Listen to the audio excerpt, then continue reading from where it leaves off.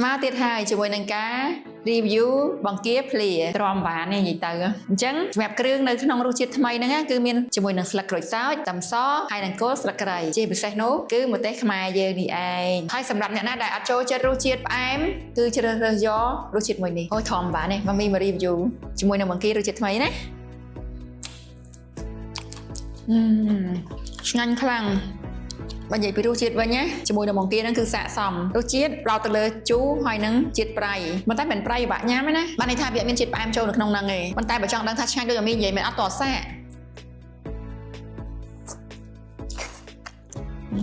មកមីញ៉ាំមួយចានហ្នឹងចង់អស់ហើយណា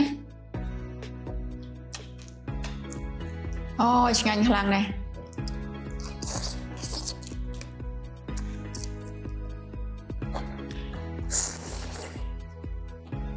ចិ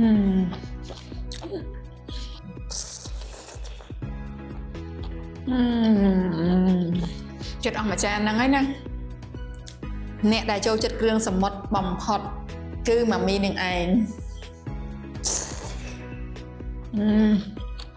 ម្ដងពីរគ្រាប់ហ្មងណា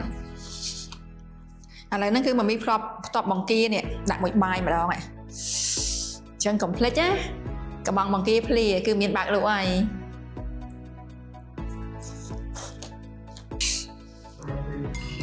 នេះអស់លេង